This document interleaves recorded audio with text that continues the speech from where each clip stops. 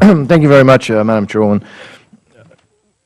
Let me follow up on what Chairwoman Granger mentioned about Plan Colombia. I mean, I think everybody understands that that has been a huge success, potentially the greatest success story after the Marshall Plan. I mean, it's really been a huge success, and Ambassador takes some credit for it because you were there, and I know a lot of the work that you did. But clearly, the foundation of Plan Colombia, as the Chairwoman stated, was security.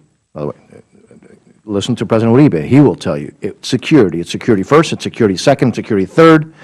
And my concern is that I don't see that emphasis on security. And I don't disagree with what you've all talked about, that there are other components.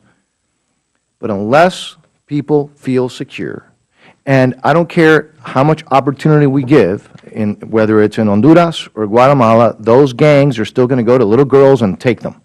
Those gangs are still going to go to folks' families and you know, murder them if they don't join the gangs, et cetera. So my concern is, and Ambassador, I agree with you, I think CARSI has done some really good things, and it is a long-term proposition. But so my concern is I just don't see in this proposal, frankly, enough emphasis on that security component. So I would just ask you, how is this different from Plan Colombia, and how is it similar to Plan Colombia, particularly in the security aspect? I'm going to let Bill answer in a second. Two things I would say. One, Congressman, I would say that in Central America, one of the things we've learned is with 7 countries in Central America, even with the most acute security problems being in the Northern Triangle, unless we work with all of them and ensure that they are working together, the criminal organizations exploit the national boundaries, which we and the governments have to abide by, but they don't. So it is more complicated, and we have to work with all of them, unlike, obviously, in Colombia. The second thing I would say is it is a fairly significant increase in the CARSI portion of this $1 billion. It's $286 million on what is traditionally considered security.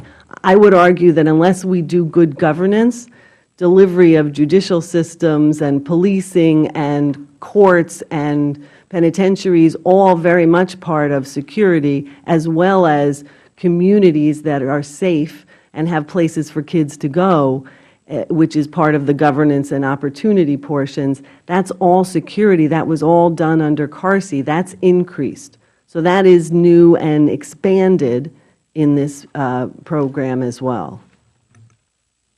I'll just add one additional point, Congressman.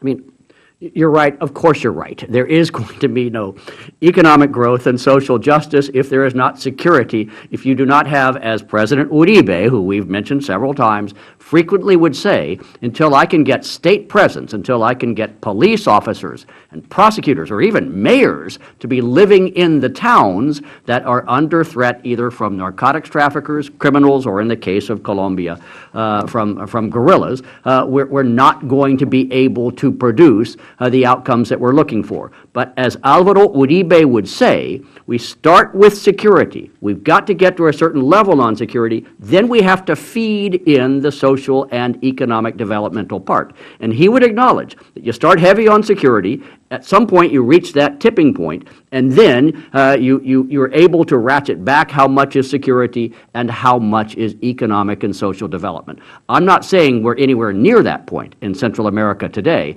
but I do say you are correct. The same formula will apply. And I don't disagree with you, and it's just that when I look at this, I see, again, yes, there is obviously security, and I understand the security component has different aspects of it, but I just don't, I don't see enough emphasis on how to deal with these criminal enterprises, and they're criminal enterprises. These are drug gangs, narco-terrorists, narco-trafficking, and I just don't, I don't see enough of that, and that's my concern. So since I have very little time, have you all been, I remember I have Southcom in my district.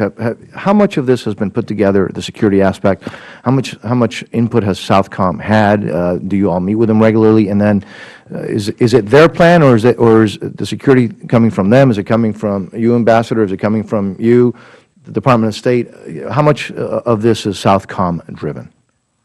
Well, certainly Bill and I meet regularly with General Kelly. It's certainly a plan that we worked very extensively with the interagency. It was developed by the State Department, but then got the input of the full interagency, Department of Justice, Homeland Security, and the Department of Defense, including Southcom. And Southcom has a critical role in this, whether it's maritime interdiction, detection, and monitoring, and will be very active in it. I mean, I'll be even simpler than that, Congressman. There's almost nothing that I'm going to do in the region from the INL perspective, the law enforcement and security perspective, that I don't coordinate in some way with Southcom. We're two fingers on the same hand, if you will, and there is nothing I will do that General Kelly is not in some way, shape, or form aware of. And my time is up, and thank you, Madam Chairman. I just do want to emphasize that unless we do have serious security, to your point, and then everything else is wasted money.